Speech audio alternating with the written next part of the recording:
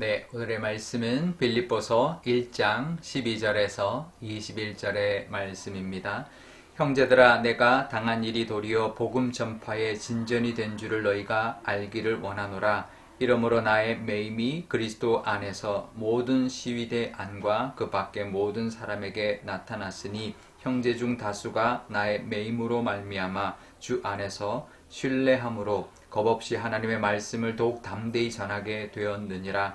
어떤 이들은 투기와 분쟁으로, 어떤 이들은 착한 뜻으로 그리스도를 전파하나니 이들은 내가 복음을 변증하기 위하여 세우심을 받은 줄 알고 사랑으로 하나 그들은 나의 매임에 괴로움을 더하게 할 줄로 생각하여 순수하지 못하게 다툼으로 그리스도를 전파하느니라. 그러면 무엇이냐? 거칠어로 하나 참으로 하나 무슨 방도로 하든지 전파되는 것은 그리스도니 이로써 나는 기뻐하고 또한 기뻐하리라. 이것이 너희의 강구와 예수 그리스도의 성령의 도우심으로 나를 구원에 이르게 할 줄을 아는 거로 나의 간절한 기대와 소망을 따라 아무 일에든지 부끄러워하지 아니하고 지금도 전과 같이 온전히 담대하여 살든지 죽든지 내 몸에서 그리스도가 존귀하게 되게 하려 하나니 이는 내게 사는 것이 그리스도니 죽는 것도 유익함이라.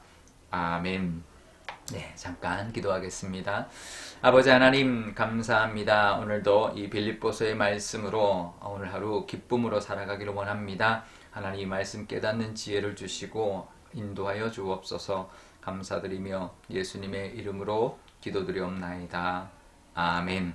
네, 사도 바울이 감옥에서도 기뻐할 수 있는 이유를 하나씩 들고 있습니다.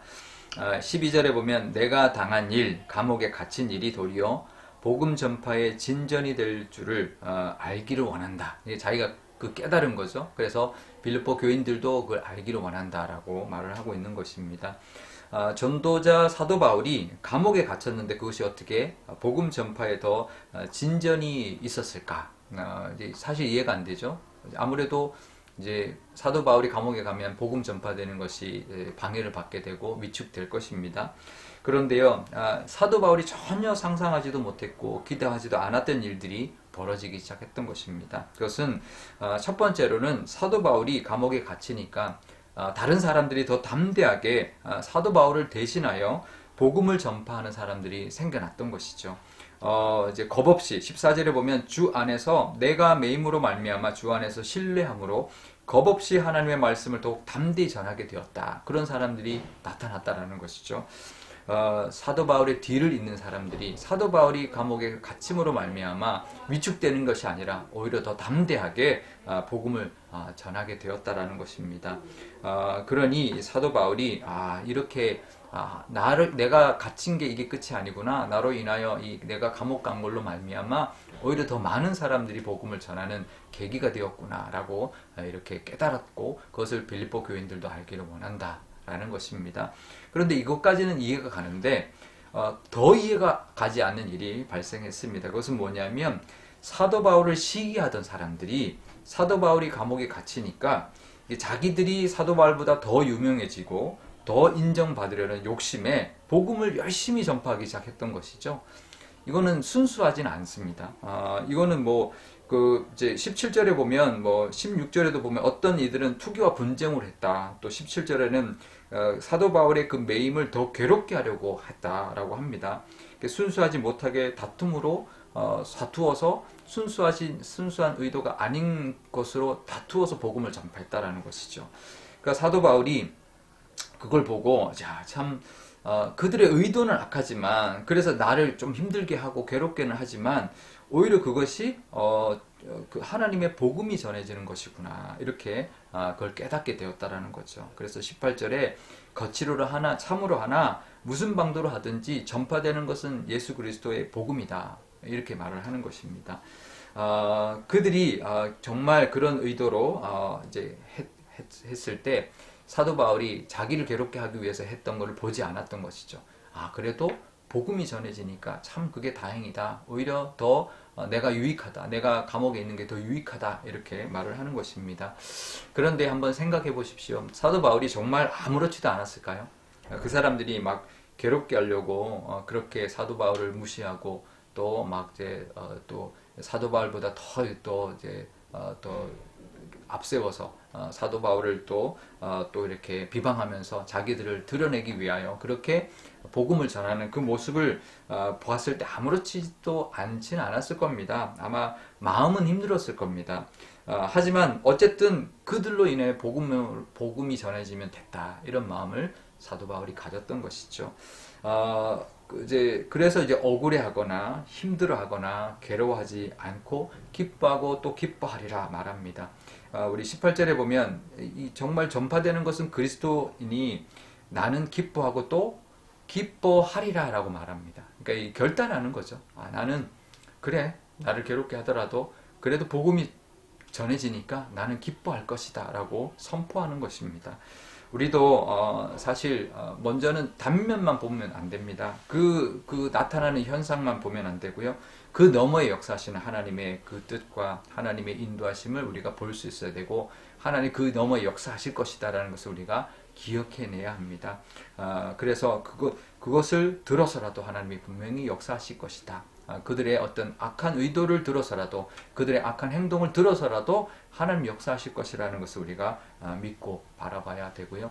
또 이 사도 바울이 시선을 자기에게 고정하지 않고 하나님에게로 이제 눈을 돌렸던 것처럼 감옥이라는 것이 그냥 단순히 사도 바울이 갇힌 그 문제만이 아니다라는 것, 어쩌면 이 감옥은 또 다른 축복이고 또 변장한 축복이라는 것을 깨달았다라는 것입니다. 우리도 이제 올 한 해 살아갈 때 단면만 보면 안 됩니다. 겉모습만 보면 안 됩니다. 그걸 통해서 그 안에서 또 그 뒤에서 역사하시는 하나님을 볼 수가 있어야 할 것입니다.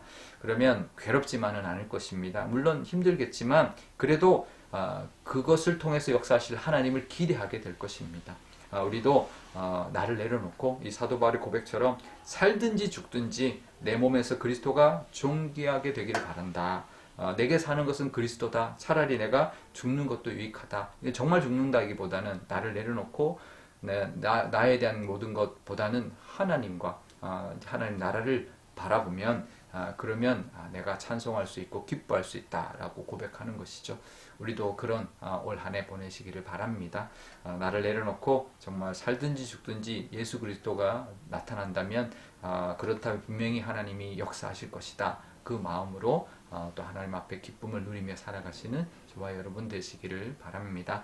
우리 오늘 기도할 때 이렇게 기도하면 좋겠습니다. 감옥 그것만 보는 것이 아니라 이 감옥은 또 다른 축복의 모습이라는 것, 이것을 통해서 하나님이 역사하실 것이 있다는 것을 사도 바울이 깨달았던 것처럼 우리도 정말 우리가 일어나는 모든 일들, 경험하는 일들이 그게 전부가 아니라는 것을 우리가 기억하고 하나님이 주실 또 다른 축복을 우리가 바라볼 수 있는 믿음을 달라고, 또 하나님 넘어서 우리가 억울할 때가 있지만 하나님이 우리와 함께 하시고 또 하나님이 그 모든 것들을 이끌고 가신다라는 것을 믿는 믿음으로 정말 감사하고 기쁨을 잃지 않는 우리가 되게 달라고 기도하면 좋겠습니다. 또 오늘 수요일입니다. 우리 선교사님들 위하여 기도하면 좋겠습니다. 선교사님들도 하나님께서 함께 해주셔서 정말 그 사역이 힘들지만 기쁨으로 잘 감당하고, 감옥 같은 그런 곳일지라도 하나님께서 그것을 들어서 역사하시고 또 그것을 통하여 하나님이 또 부어주시는 또 열매와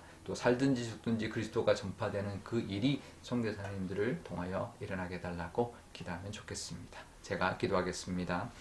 아버지 하나님 감사합니다. 오늘도 하나님의 은혜 가운데 하루를 시작합니다. 사도 바울이 감옥에 있었지만 기뻐할 수 있다, 이렇게 이야기하고 있습니다. 그것은 내가 갇힘으로 말미암아 복음이 전파되는 것이 끊어진 것이 아니라 더 많은 사람들이 복음을 전파되게 되었으니 이 감옥이 축복의 다른 모습이다 고백하고 있습니다. 하지만 마냥 좋은 것만은 아닌 것이 사도 바울을 시기하여서 사도 바울을 더 누르고 더 자기가 인정받으려는 욕심에 사도 바울을 괴롭게 하려고 복음을 전파하는 사람들이 있었습니다.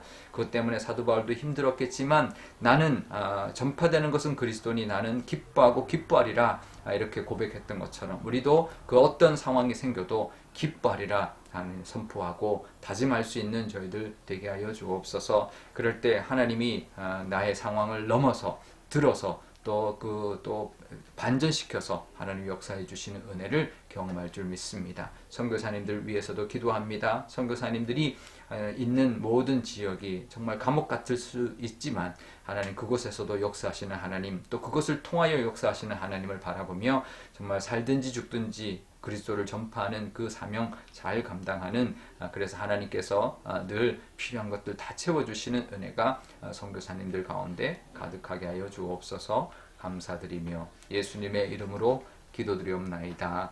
아멘. 주기도문 하겠습니다. 하늘에 계신 우리 아버지, 아버지의 이름을 거룩하게 하시며 아버지의 나라가 오게 하시며 아버지의 뜻이 하늘에서와 같이 땅에서도 이루어지게 하소서. 오늘 우리에게 일용할 양식을 주시고 우리가 우리에게 잘못한 사람을 용서하여 준 것 같이 우리 죄를 용서하여 주시고 우리를 시험에 빠지지 않게 하시고 악에서 구하소서.